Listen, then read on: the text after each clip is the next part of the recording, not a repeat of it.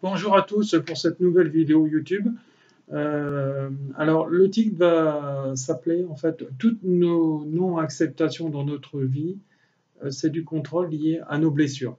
Il faut savoir que tout, et je dis bien tout ce qui n'a pas été accepté dans notre vie passée, présente et ce qui sera dans le futur, même si je vis dans mon moment présent, en tout cas pour moi et pour certaines personnes éveillées, ça appartient en fait à du contrôle qui est lié à nos blessures non réglées, non guéries, non soignées, parce que je veux que cela fonctionne à ma sauce, à moi, par rapport à mes désirs, etc. Et que je suis incapable, à l'instant T, d'accepter l'autre tel qu'il est, dans la vérité et non dans le mensonge. Puisque quand la personne se lâche et vous dit en fait tout ce qu'elle ressent, tout ce qu'elle pense, etc., voilà, ça en fait en fait des personnes beaucoup en fait liées en fait à de grandes valeurs et non à des gens qui peuvent être faux et cachés et vivre dans le mensonge. Alors, je vais vous donner quelques exemples, je vais vous l'expliquer parce que c'est des choses que je vois quotidiennement en thérapie, des choses que je vois tous les jours dans mes thérapies, notamment par exemple fliquer les gens sur ce qu'ils vont faire ou dire sur les réseaux sociaux, dans leur porte-monnaie, dans leur téléphone, c'est du contrôle. Voilà. Hein, souvent, ces gens-là ne voudront pas l'entendre, ils vont dire c'est du jugement, sauf que c'est faux, ce n'est que du discernement. Je vous ai déjà expliqué dans d'autres vidéos la différence entre jugement et discernement. Le jugement, c'est de la salissure. Tu es nul, tu es une merde, tu n'y arriveras pas, disons, tu es qu'un moins que rien, etc. Ça, c'est du jugement. Du discernement, c'est dire, voilà, bah, tu m'as mal perçu, sache que si je dis ça dans un contexte ça, c'est parce que je me suis lâché, je suis dans la vérité, mais en aucune manière, je te considère comme ça. La personne qui voudra l'interpréter à sa sauce, en fait, ça sera une personne qui aura été en fait blessée dans ses blessures et en fait qui vivra en fait dans des blessures constantes euh, actuellement, qui est aussi incapable de s'en libérer. Alors, donc, il y a aussi interpréter les paroles de l'autre. Donc, il y a eu quelques années un livre qui disait La femme est sur Mars, l'homme est sur Vénus. Donc, ça voulait dire que chacun un petit peu dans son monde par rapport à la parole, par rapport aux mots qu'ils vont poser et qui surtout qui vont être compris dans les oreilles de l'autre différemment. Alors, dans les couples ou même dans toute forme de relation, quand il y a un petit énervement, ben on dit explique-moi, donne-moi la définition. C'est comme ça qu'on rentre en fait dans une entente cordiale et on se comprend mieux. Et souvent, pour les gens bien, pour les gens éveillés, vraiment très éveillés, c'est des gens qui travaillent en fait sur eux. Donc ils disent voilà, ah d'accord, je t'ai mal perçu, je comprends mieux, je m'excuse. Voilà. La personne qui est incapable de faire ça va rester dans sa peur et donc dans sa blessure. Et donc elle l'entretiendra jusqu'au moment où elle sera prête à la lâcher. Alors, soit dans cette vie ou soit dans les vies prochaines, parce que certaines personnes doivent revenir sur le plan des réincarnations pour vivre et revivre toujours la même chose. Voilà, parce qu'ils sont incapables, il y a des gens qui vont les guider, les conseiller, etc., mais ils les écouteront jamais et parfois ils ne voudront même pas intégrer ça, en fait, dans leur corps de chair et dans leur corps énergétique. Puisque la leçon doit être comprise pour être assimilée et pour être réglée. Sinon, les problèmes de notre vie actuelle vont se répéter sans cesse, un peu comme une porte qui vient et qui se rabat, et sans cesse et sans cesse. Voilà. Donc, travaillez sur vous, reconnaissez vos torts, vos qualités. N'oubliez pas que tout dans ce monde est une question de perception. Si vous voyez, par exemple, à la place de l'autre, si un ami peut entendre ce que l'autre va dire, il va l'interpréter d'une autre manière que vous-même. Donc, souvent, les gens vont demander à leurs amis blessés, etc., toi, cette personne m'a dit ceci, cela, qu'est-ce que tu en penses? Mais la personne aussi va entendre qu'un son de cloche et elle n'entendra pas la version de l'autre. Donc forcément, elle va vous donner raison dans votre ego, parce que c'est de l'ego, tout simplement. C'est un ego forcément négatif avec le moi je, j'ai raison. Et à ce moment-là, bah, vous n'avancez pas, vous restez dans votre blessure et vous continuez à l'alimenter. Et ça, vous risquez de l'alimenter jusqu'à la fin de votre vie. Voilà. Alors, donc sortir les paroles de leur contexte, interpréter les paroles de l'autre, voilà. Donc accepter, c'est important, c'est accepter les gens comme ils sont, surtout quand ils sont vrais. Et arrêter d'écouter aussi les ragots, les cancans, les quand dira-t-on, tout ce téléphone qu'on nomme le téléphone arabe, mais en fait il n'en a pas un, c'est voilà, c'est encore une mauvaise interprétation des choses. Il faut faire les gens éveillés en fait font leur propre opinion par rapport à ce qu'ils vont entendre de leurs oreilles et par rapport à ce qu'ils vont voir. Un esprit cartésien, un esprit négatif, va écouter les quand dira-t-on sans jamais vérifier et en grande majorité, dans 99% des cas, il va se planter. Voilà. Donc il aura fait en fait le mouton de base, par cette forme de conditionnement, d'éducation, etc. qu'il aura eu, mais en même temps, il va entretenir ses souffrances. Alors, en fait, ce sont en fait des gens qui vivent constamment en fait dans leur peur, qui ont beaucoup de mal à avancer et qui vont s'auto-freiner par rapport à différents freins de leur vie. Mais quand ils se rendent pas compte en fait qu'ils sont dans leur peur, en fait, ils vont s'auto-saboter. C'est ce qu'on appelle l'auto-sabotage. Voilà, comme l'argent c'est sale pour certaines personnes, etc. Sauf que l'argent c'est bon s'il est gagné honnêtement et s'il est aussi en partie distribué pour ceux qui en ont un certain nombre. Alors, tout est lié en fait à leurs blessures non soignées et non guéries. Donc, il faut se mettre en avant, noter les choses et aller petit à petit par rapport aux choses les plus grosses pour apprendre à les lâcher.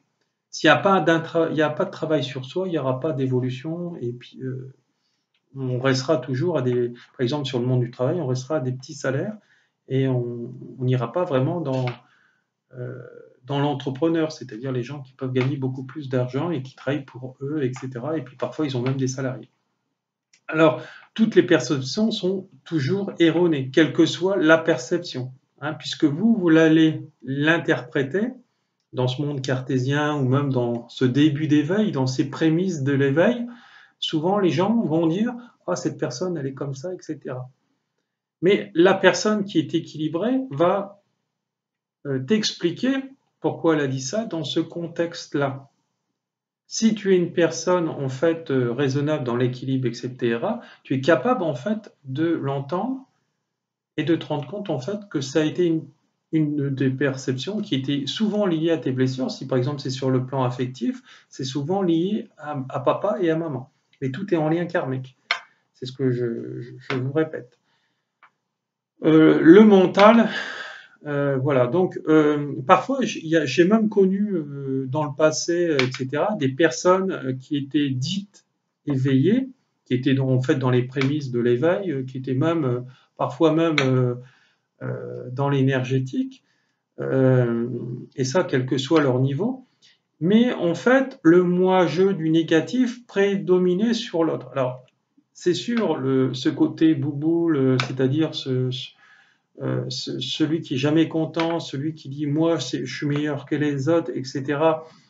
Si vous le faites pas taire et vous prenez pas en écoute l'autre, en considération l'autre, en fait cet ego il va continuer à vous manger, hein, vous bouffer si je pourrais m'exprimer ainsi.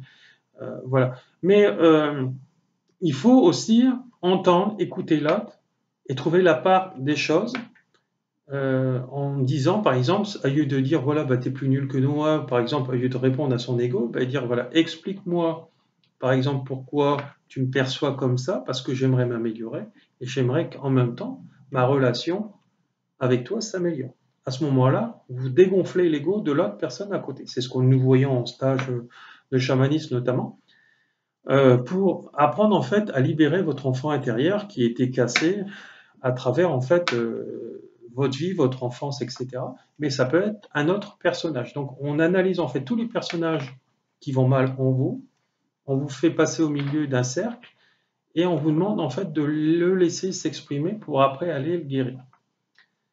Alors, les personnes en fait qui souffrent, vu que l'ego est bien présent, alors c'est pour ça que l'ego on peut pas le tuer, l'ego on peut le faire taire à son maximum, mais voilà, il est toujours présent. Hein, c'est ce qu'on retrouve dans le symbole du yin et du yang. La personne en fait qui est dans l'ego, etc., et qui a encore un ego, disons convenable par rapport à ça pour le faire souffrir, ne voudra jamais en fait reconnaître ces choses-là, puisque en fait c'est sa fierté intérieure qui va continuer à écraser et continuer à l'autodétruire par cet inconscient. Alors apprendre à accepter l'autre dans son négatif et dans son positif, en fait, en travaillant avec lui ou en vivant avec lui. C'est-à-dire que c'est des gens que vous avez dans votre entourage, dans votre vie, il faut apprendre à les accepter tels qu'ils sont, avec leurs qualités et leurs défauts. Et apprendre à leur répondre avec la voix de l'âme. Voilà. Alors, ce qu'il faut, c'est, par exemple, si c'est votre mari ou votre conjoint, faut le prendre avec ses défauts et ses qualités. Ce qui vous fait pas plaisir, il faut lui dire, mais avec la voix de l'âme, pas avec la voix de votre ego. C'est-à-dire que si vous lui rentrez dedans en lui disant t'es nul, etc., machin truc, ça va rentrer souvent en surenchère et ça va être un combat de boxe quasiment par la parole. Parfois, ça vient aux mains, malheureusement, chez certaines personnes, parce que tout ça, ça va refléter des blessures intérieures. Si vous prenez en considération l'autre en lui expliquant que bah, ça peut vous faire souffrir, mais vous pouvez lui apporter ces choses qu'il recherche par rapport à un autre moyen, vous rentrez en fait dans une relation qui est dans l'équilibre. Voilà. Donc c'est important de reconnaître en fait toujours ses torts et puis reconnaître aussi surtout ce qu'on a ressenti, même si on a des petits flashs de médiumnité pour certaines personnes et encore dans les débuts pour ces personnes-là souvent que j'ai vues, que j'ai connues, en fait de compte, c'est plus le mental et donc les peurs qui va prédominer et on va croire que c'est de la médiumnité. Sauf que c'est pas de la médiumnité, c'est les peurs.